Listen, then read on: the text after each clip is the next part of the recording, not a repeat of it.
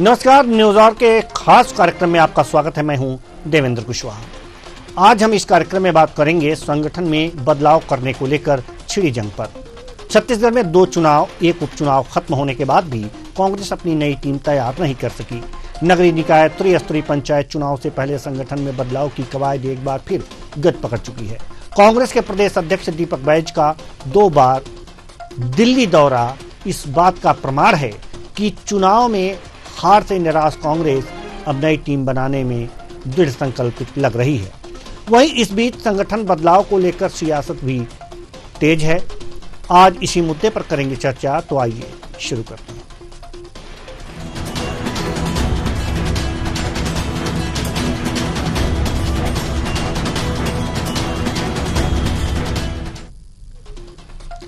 कांग्रेस संगठन में बदलाव की चर्चा तेज है। जिला अध्यक्षों के चेहरों को अब जल्द ही कांग्रेस बदलने वाली है।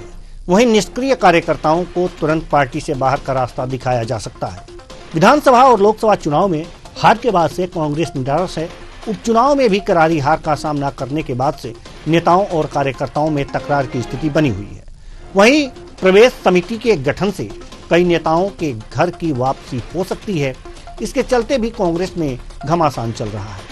इस पर उप मुख्यमंत्री अरुण साव ने कांग्रेस पर तंज कसा है। संगठन बदलाव पर अरुण साव का कहना है कि कांग्रेस के परिवर्तन की चर्चा विधानसभा चुनाव के बाद से सुनते रहे हैं, पर आज कांग्रेस पार्टी नेतृत्व विहीन, दिशाहीन, समाप्ति के कगार पर खड़ी है। आने वाले निकाय और पंचायत चुनाव में घर बैठाने वाली है। सुनिए। देखिए, कांग्रेस पार्टी के परिवर्तनों की चर्चा विधानसभा चुनाव के परिणाम के तुरंत बाद मीडिया के माध्यम से लगातार हम सुनते रहे हैं, पर मैं फिर से उसी बात को दोहराऊंगा कि आज कांग्रेस पार्टी दिशाहीन और समाप्ति के कगार पर खड़ी है। छत्तीसगढ़ की जनता ने विधानसभा चुनाव में सबक सिखाया, लोकसभा चुनाव में, फिर रायपुर दक्षिण के चुनाव में, और आने वाले निकाय और पंचायत के चुनाव में भी राज्य की जनता कांग्रेस पार्टी को घर बिठाने वाली है। दीपक बैज का कहना है कि ब्लॉक, जिला से लेकर सभी तक कार्यकारिणी चल रही है। खराब परफॉर्मेंस को बदलना बड़ी चीज है। हमारी पूरी प्रक्रिया फाइनल हो चुकी है। थोड़ा समय लगता है। बीजेपी को चिंता करने की जरूरत नहीं। वहीं बीजेपी पर निशाना साधते हुए कहा है कि छत्तीसगढ़ सरकार 1 साल की उपलब्धि बता दे। यह तो अपने मंत्री नहीं बता पाए हैं, क्योंकि बना पाए बताए।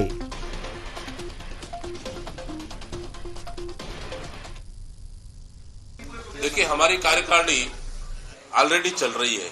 क्या हमारे जिला अध्यक्ष वर्तमान में नहीं है? क्या हमारे ब्लॉक अध्यक्ष वर्तमान में नहीं है? क्या पीसीसी पदाधिकारी नहीं है? क्या वर्तमान में ब्लॉक से लेके, बूथ से लेके, ब्लॉक से लेके, जिला से लेके पीसीसी तक हमारी कार्यकारिणी बनी हुई है। हाँ, कोई कमजोर परफॉर्मेंस वाले हैं, जो जिला अध्यक्ष कमजोर परफॉर्मेंस है, जो ब्लॉक अध्यक्ष लंबे समय से काम नहीं कर पा रहे, उनको हमको परिवर्तन करना है, उनको बदलना है।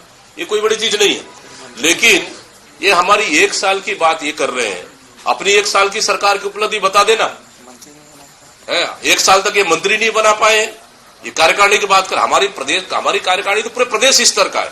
इनको तो सिर्फ 2 मंत्री बनाना है। क्यों नहीं बनाया अभी तक मंत्री? पहले ये बता दे। बिल्कुल हमारा लिस्ट पूरी तरह से तैयार है। देखिए, लिस्ट बनाना सभी तरह से सामंजस्य बनाना है, योग को मौका भी देना है, जमीनी कार्यकर्ताओं को हमको ऊपर भी लाना है। बहुत सारी चीजें हैं, समय लगता है। और निश्चित रूप से लगभग हमारी पूरी प्रक्रिया फाइनल हो चुकी है और भारतीय जनता पार्टी को इसको चिंता। देखने वाली बात यह है कि कांग्रेस के संगठन में परिवर्तन के बाद प्रदेश में उनकी क्या स्थिति बनती है। लगातार खराब परफॉर्मेंस के बाद क्या यह बदलाव पार्टी को फायदा पहुंचाएगी, या फिर भारतीय जनता पार्टी और मोदी की गारंटी भी नगरीय निकाय पंचायत में कारगर साबित होगी। आज इसी मुद्दे पर हम चर्चा करेंगे, और चर्चा के लिए हमारे साथ जो मेहमान जुड़े हुए हैं उनसे आपका परिचय करा दें। जसविंदर बग्गा, प्रवक्ता बीजेपी छत्तीसगढ़, बहुत बहुत स्वागत है आपका हमारे इस कार्यक्रम में। अंशुल मिश्रा जी, प्रवक्ता कांग्रेस छत्तीसगढ़, आपका भी बहुत बहुत स्वागत है हमारे इस कार्यक्रम में। गंगेश द्विवेदी जी, वरिष्ठ पत्रकार छत्तीसगढ़, आपका भी बहुत बहुत स्वागत है हमारे इस कार्यक्रम में। चर्चा की शुरुआत करते हैं।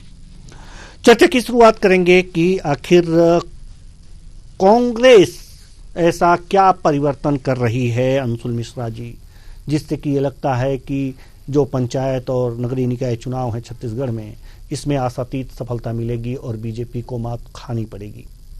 ऐसा क्या परिवर्तन कर रहे हैं आप लोग?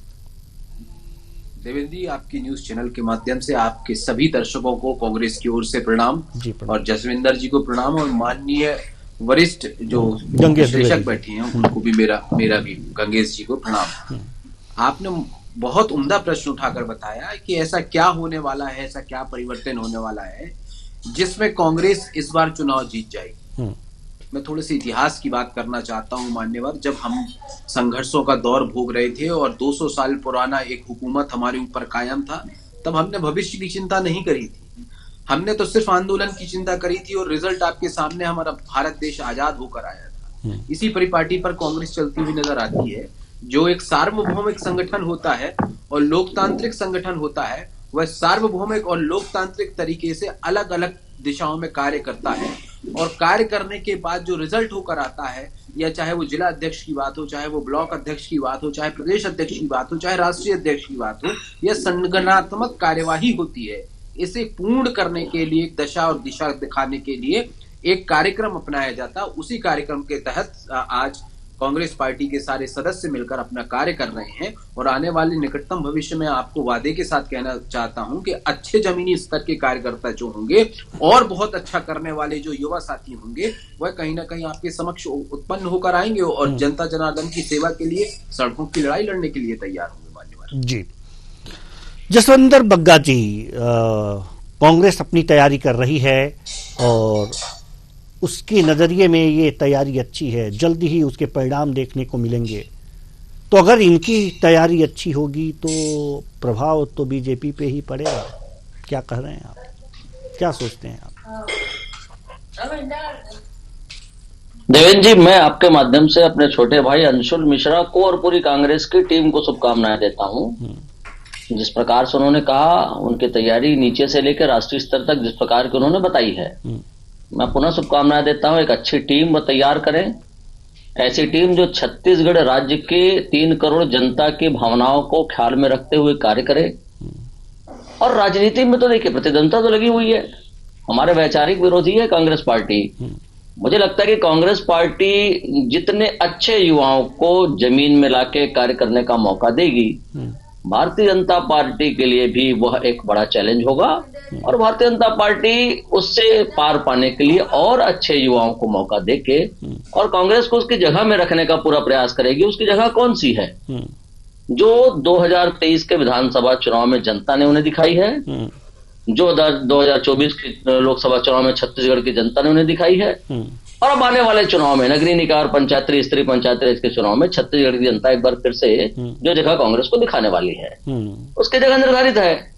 इसलिए कि कांग्रेस जनता के मूल मुद्दों को भूलकर किस प्रकार से छत्तीसगढ़ के संसाधनों का दोहन करने में लगी हुई थी 5 वर्षों तक, उसे छत्तीसगढ़ की जनता ने याद रखा है। देवेंद्र जी, फिर भी मुझे लगता है कि मेरी शुभकामनाओं से अगर कोई इस प्रकार की राजनीतिक परिस्थितियों में अंतर उत्पन्न होता है तो मैं अंशुल जी को फिर से शुभकामनाएं देता हूं। जी, यानी कि आपकी शुभकामनाएं, आप एक तरह से कह भी रहे हैं कि लगे ना शुभकामनाएं, वापस रिटर्न आ जाएं, बीजेपी को ही लग जाएं, आप ये चाहते हैं। अंशुल जी कुछ कहना चाह रहे हैं, लेकिन हम आएंगे आपके पास। गंगेश जी भी मुस्कुरा रहे हैं आप दोनों की बातें सुनकर, तो गंगेश जी का भी थोड़ी सी प्रतिक्रिया ले लेते हैं।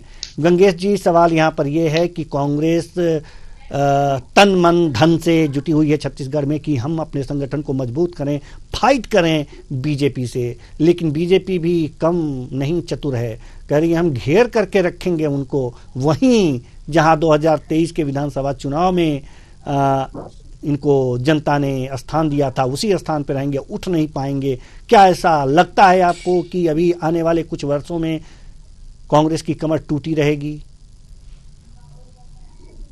देखिए, दोनों प्रवक्ताओं के बयान से बहुत स्पष्ट है कि राजनीतिक जो अगला नगरीय निकाय और ग्राम पंचायत के चुनाव वो बहुत ही रोचक और शानदार मुकाबले होने वाले हैं। और ऐसा हमेशा होना भी चाहिए कि सत्ता में अभी भाजपा है तो विपक्ष में 35 सीटों के साथ कांग्रेस कोई कमजोर नहीं है, कांग्रेस मजबूत विपक्ष के रूप में। और कांग्रेस ने अपने संगठनात्मक स्तर पे जो परिवर्तन करना शुरू किया है, मुझे लगता है एक अच्छी शुरुआत है। समय समय पर टीम में बदलाव होना चाहिए और कुछ जनता से फीडबैक लेकर पॉलिसी में बदलाव होना चाहिए कि आगे रणनीति क्या होनी चाहिए आगे की। इस बात को लेकर अगर कांग्रेस कर रही है तो बहुत अच्छा है ये काम को, और पहले मुझे लगता शुरू कर देना चाहिए था। थोड़ा सा विलंब हो गया, चुनाव सर पे आ चुका है, उसके बाद ये काम शुरू हुआ है। मुझे लगता है ये काम कम से कम 4-5 महीने 6 महीने पहले शुरू हो जाता तो उसका ज्यादा लाभ नगरीय निकाय चुनाव में होता और इस तरह से चुनाव की तैयारी करने का उसका भी समय भी काफी मिलता है। देखिए नगरीय निकाय चुनाव ज्यादा अवसर रहता है, युवाओं के लिए अवसर रहता है। बहुत ही छोटे और स्थानीय मुद्दों में नगरीय निकाय चुनाव होते हैं। सड़क, बिजली, पानी, जनता की छोटी छोटी समस्याएं, शहरी जनता की लाइट की समस्या और आपकी स्कूल में किस तरह से पढ़ाई होती है, जो सरकारी जो नगरीय निकाय के जो स्थानीय मुद्दे होते हैं वो ज्यादा हावी होते हैं, जो स्थानीय लोगों के मुद्दे होते हैं वो ज्यादा हावी होते हैं पंचायत और नगरीय चुनाव में। आपके कहने का तात्पर्य ये है। अब वहाँ जो स्थानीय स्तर पे जो लोकप्रिय होगा, जिनकी कुछ साख होगी, वो ज्यादा प्रभावित करेगा, न कि पार्टियां प्रभावित करेंगी, ऐसा आपके कहने का तात्पर्य है वो कुछ हद तक। जी गंगेश जी, अगर हम सही हैं तो जी क्या होता है जी। और इसमें खासतौर पर युवा वर्ग ही ज्यादा सक्रिय होता है, जिससे समाज एक पार्षद की से जो उम्मीद करती है जनता, वो ये रहती है कि सुबह 6 बजे से नाली की सफाई से लेकर देर रात तक उनके सारी सुविधाओं को ख्याल उनका पार्षद रखे।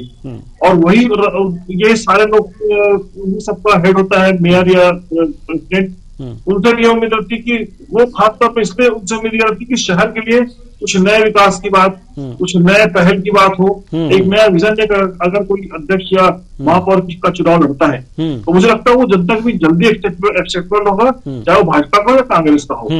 छत्तीसगढ़ में करीब 4,500 से अधिक पार्षद है टोटल ओवरऑल छत्तीसगढ़ में। 200 से अधिक नगरीय निकाय में 4,500 से अधिक पार्षद है।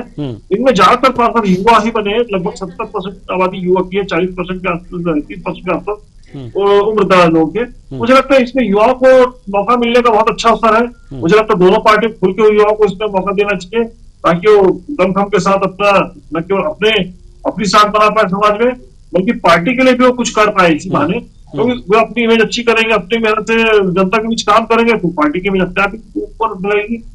विधानसभा और लोकसभा चुनाव में भी होगा। तो इसमें कोई तो मत नहीं कि कांग्रेस इसमें कवायद कर रही है और भाजपा भी पीछे नहीं रहेगी। स्वाभाविक तौर पर भाजपा तो बहुत ही ऑर्गेनाइज पार्टी है, संगठित होकर चलने वाली पार्टी है। उनके साथ आर्थिक और अनुषंगी संगठनों का भी साथ रहता है, जो गांव तक पहुंचकर, गली गली तक पहुंचकर उनका जो नेटवर्क है बहुत बड़ा नेटवर्क है। बिल्कुल सही बात आप कह रहे हैं। दोनों के बीच कड़ा मुकाबला होना है, उसी के तैयारी तक कांग्रेस कर रही है और इसमें दोनों का पक्ष अपने तरह से मजबूत है।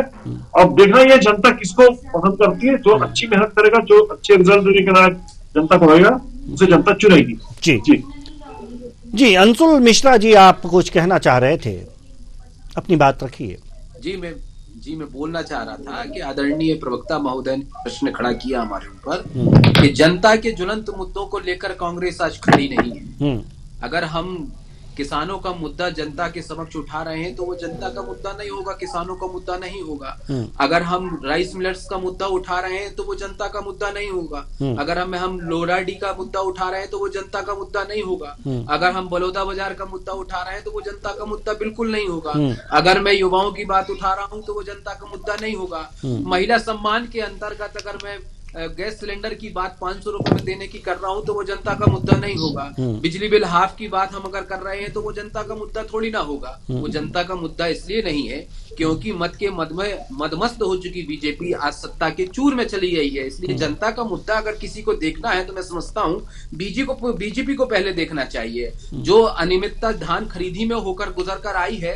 और अगर उस बात को हमने उठाया तो वो जनता का मुद्दा थोड़ी ना होगा मान्य। वो तो कहा था, चुनावी जुमला था, तो वो जनता का मुद्दा नहीं होगा। हर वर्ष 50,000 नौकरियां देने का वादा, सीधी भर्ती करने का वादा अगर नहीं हुआ है और अगर हमने उसको उठा लिया है तो वो जनता का मुद्दा थोड़ी ना होगा। और तो और अगर हमने 2 करोड़ प्रति वर्ष रोजगार को लेकर अपने भारत के अंतर्गत छत्तीसगढ़ के मध्य में अगर 12 लाख रोजगार की बात कर ली तो वो जनता का मुद्दा थोड़ी ना होगा। उसमें जनता का भला नहीं होगा, उसमें पता नहीं किसी और ग्रह की व्यक्तियों का भला हो सकता है। इसलिए वो बातें नहीं उठाना चाहिए। और अगर हम यह कह रहे हैं कि मान्यवर हम तो संगठन है, हम मजबूत विपक्ष की भूमिका में है, तो पता नहीं आज की भारतीय राजनीति कौन से हाशिए पर खड़ी हो गई है कि विपक्ष में खड़े हुए नेताओं को, विपक्ष में खड़े हुए संगठनों को आदमी ताक पर रख देता है। इंसान यह कहता है कि कांग्रेस जहां खड़ी है वहीं खड़ा कर देना चाहिए। शायद मान्यवर मत के मद में मदमस्त हो चुके प्रवक्ता जी को यह नहीं पता है कि महोदय हम मजबूत विपक्ष की भूमिका में हैं, हम नकेल कसकर रखे हुए हैं कि आपको कार्य करना ही होगा। यह मैं नहीं कहता हूं, स्वर्गीय सुषमा स्वराज जी का यह बयान है कि विपक्ष की भूमिका में होना अपने आप में गौरव की बात होती है। तो उस गौरव को गौरवान्वित करने का काम अगर कांग्रेस कर रही है तो बीजेपी के प्रवक्ताओं को क्या दिक्कत हो रही है? हाँ, लेकिन बीजेपी प्रवक्ताओं ने जो कहा है वो नहीं कर पा रहे हैं, इसमें उन्हें दिक्कत होगी। तो मैं समझता हूं कि जो 3 करोड़ जनता का जायजा लेने के लिए आप बैठे थे, मैं समझता हूं 3 करोड़ जनता के साथ भला भी होगा और उनका सम्मान भी होगा। चलिए, माननीय प्रवक्ता जी से मेरा एक छोटा सा निवेदन और है कि भौगोलिक दृष्टिकोण से छत्तीसगढ़ एक छोटा राज्य है मान्यवर, वहां पर मंत्री परिषद कितने होते आपको हमको पता है, और अगर वहां पर 2 मंत्री परिषद के गठन नहीं हो पाया और 2 मंत्री वहां पर नहीं बैठ पा रहे हैं आज दिनांक 1 वर्ष पूरे में होने में, तो मैं समझता हूं कि 3 करोड़ जनता के साथ कितना बड़ा अन्याय हो रहा होगा। जसविंदर जी को इस बात को सोचना चाहिए। चलती हुई बड़ा सवाल है ये, तो बड़ा सवाल है ये। तत्काल तौर पर मंत्री परिषद बनाना चाहिए ताकि कैबिनेट पूर्ण हो सके और कैबिनेट में सही डिसीजन आ सके। आज दिनांक तक कैबिनेट पूर्ण नहीं हो पाई है, संगठन के ऊपर प्रश्नवाचक चिन्ह लगा रहे हैं। बड़ा सवाल है जसविंदर बग्गा जी, अंशुल जी का तो बहुत बड़ा सवाल है, इसका जवाब आपको देना ही चाहिए।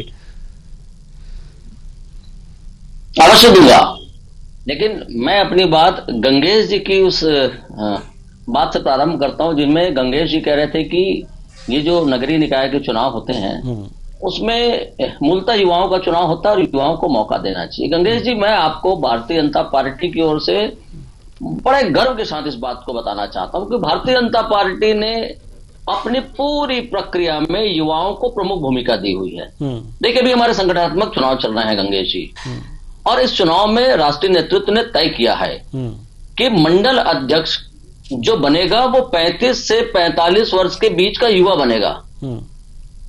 युवाओं को कैसी प्राथमिकता, और हमारे जो जिला अध्यक्ष बनने जा रहे हैं वो 45 से 60 वर्ष के लोगों को ही बनने का मौका, उसके बाद के लोगों को मौका नहीं है गंगेश जी। तो कुल मिला के भारतीय जनता पार्टी युवाओं को मौका देते हुए एक ऐसा युवा नेतृत्व राजनीति में खड़ा करना चाहती है जो परिश्रमी हो, जो देश की जनता, प्रदेश की जनता के लिए मेहनत कर सके, पसीना बहा सके, अच्छे कार्य कर सके, अपनी युवा सोच के साथ, जैसा हमारा देश युवा है ऐसी सोच के साथ आगे बढ़ने के लिए तत्पर हो, ऐसे युवाओं को मौका दे रही है पार्टी। गंगेश जी, आपकी बात को पार्टी ने आपसे पहले सुना है और देखिए कार्य रूप में परिणित कर रही है। और आप देखिएगा, आप पंचायती राज और नगरीय निकाय के चुनाव में भी युवाओं को और महिलाओं को पूरा मौका भारतीय जनता पार्टी देगी और इसकी तैयारी हमारी अंदर चल रही है। अंशुल जी ने एक विषय कहा कि वो 5 वर्ष जनता के कार्य करते रहे और अब जनता के मुद्दों के साथ खड़े हैं। साहब देवेंद्र जी, मैं उतनी बड़ी भाषण शैली में बात नहीं कहूंगा देवेंद्र जी, मैं सिर्फ उनकी बातों को 2 शब्दों में, 2 लाइनों में कहता हूं। अगर आपने 5 वर्ष जनता के लिए कार्य किए थे अंशुल जी, तो जनता ने आपको विधानसभा चुनाव में हरा क्यों दिया? देखिए, चुनाव जो होते हैं ना देवेंद्र जी, वो इस बात की कसौटी होते हैं कि आपने जनता के साथ जो वादे किए उन वादों को पूरा करने में आप कितने सफल या असफल रहे। जनता इससे ही आपको तौलती है, कसती है और वोट देती है। तो आपके 5 साल के जो आपने अच्छे कार्य किए, जैसा अंशुल जी कह रहे थे, तो आपके अच्छे कार्यों को तो जनता ने नकार दिया। तो आप आत्मचिंतन करें कि वो कार्य अच्छे थे या नहीं थे, जनता के हित में थे या नहीं थे, एक। और दूसरा, आज भी आप जनता के मुद्दों के साथ खड़े हैं। यह विषय उठाना जनता का मुद्दा है कि नहीं, वह विषय उठाना जनता का मुद्दा है नहीं।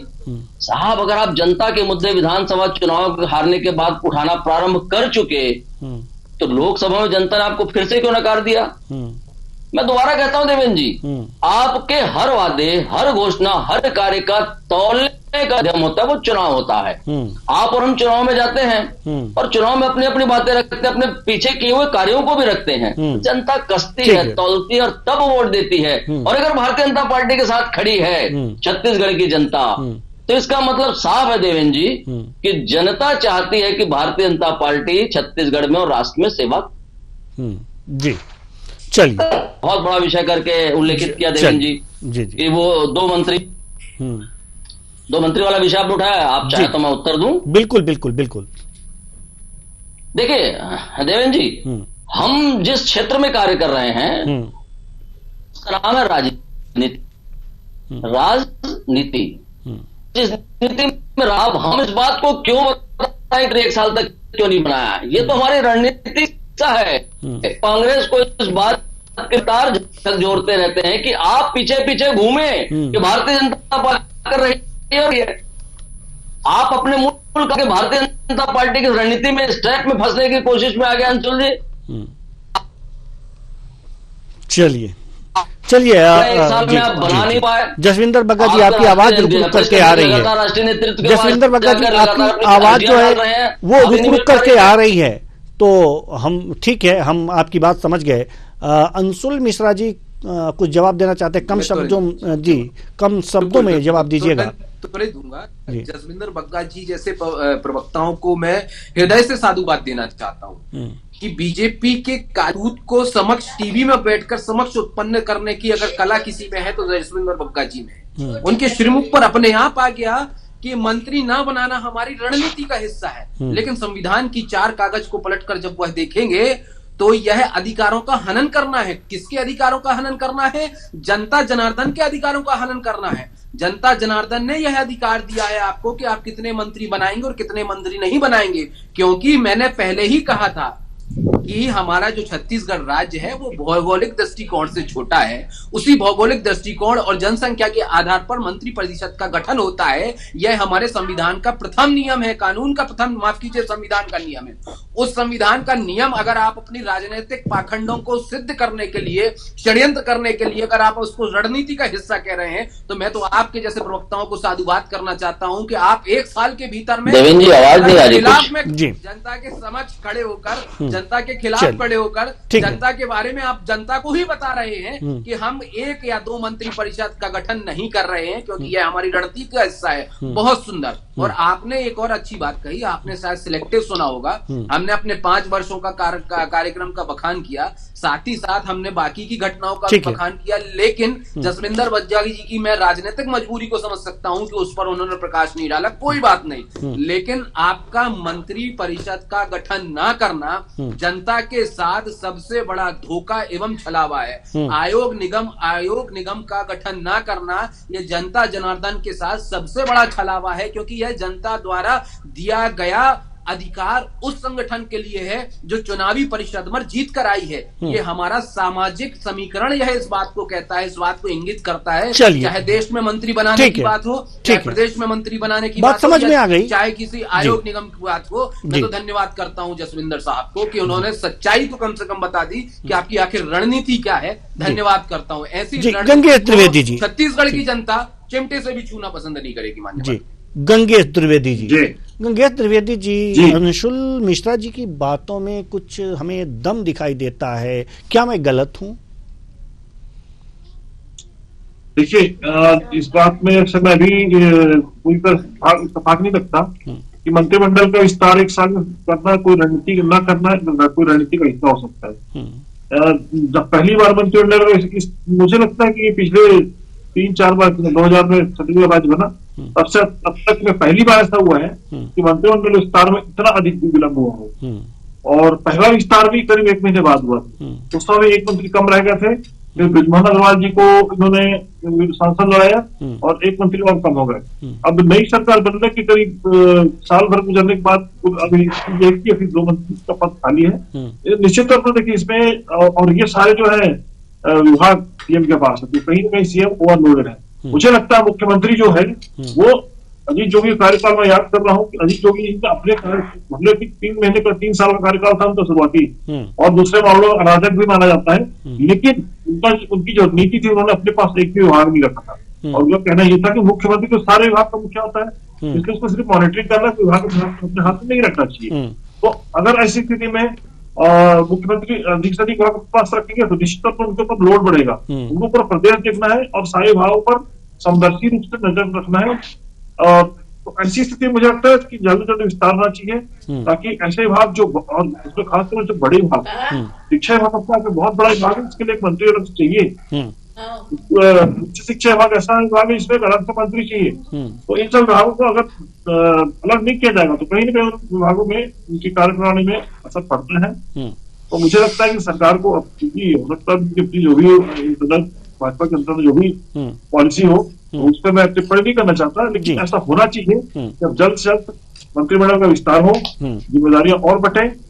उसके अलावा निगम मंडल आयोग की जो नियुक्तियां बची हुई हैं उनमें विस्तार होना चाहिए। तो ये ऐसा हो सकता है नगर निगम मंडल की नियुक्तियों में वैसे कार्यकर्ता जो जिनका जनता के बीच तो कम पकड़ है लेकिन सांगठनिक रूप से बहुत महत्वपूर्ण है, उन्होंने जो संगठन के लिए वर्क किया है उनको इस तरह मोबिलाइज करने का समय रहता है। ऐसे महत्वपूर्ण लोगों को निगम मंडल आयोग में एडजस्ट किया जाता है। कुछ ऐसे विधायक जो मंत्रिमंडल में छूट रहे हैं जो अच्छे हैं लेकिन उनकी क्षमता अच्छी है तो उनको इनमें एडजस्ट किया जाता है। तो इन सब चीजों को तेजी से करना चाहिए। मुझे लगता है समय रहते इन सब बातों इनका विस्तार हो जाना चाहिए। जी बिल्कुल, विस्तार हो जाना चाहिए, विस्तार हो जाना चाहिए। और काम भी जिससे विस्तार अगर जो होता है तो काम बढ़ते हैं और काम आसान हो जाते हैं करने में, तो जटिलता खत्म हो जाती है। तो विस्तार तो कर ही देना चाहिए, लेकिन बात पंचायत और नगरीय चुनाव की है। चर्चा को और आगे बढ़ाते लेकिन समय इजाजत नहीं देता, इसलिए बहुत बहुत धन्यवाद तीनों मेहमानों का। आप आए और अपने अपने विचार साझा किए। संगठन, चुनाव, बदलाव और सियासत की जहां तक बात हो रही है तो संगठन में अगर बदलाव होंगे तो सियासत में भी बदलाव होगी। अगर संगठन में युवाओं को जगह दिया जाएगा तो सियासत में युवा चेहरे दिखेंगे। वास्तव में अगर जो संगठन मजबूत है तो सियासत में उस पार्टी का दबदबा होगा। लेकिन सवाल ये है कि कैसे कांग्रेस इस संगठन को कैसे मजबूत करे, क्योंकि लगातार हार पर हार का मुंह देखना पड़ रहा है। लेकिन वहीं बीजेपी का संगठन मजबूत है, जिसे लगातार एक तरह से कहा जा सकता है कि सत्ते पे सत्ता उसे मिलती जा रही है। तो संगठन में बदलाव बहुत जरूरी है। अगर कांग्रेस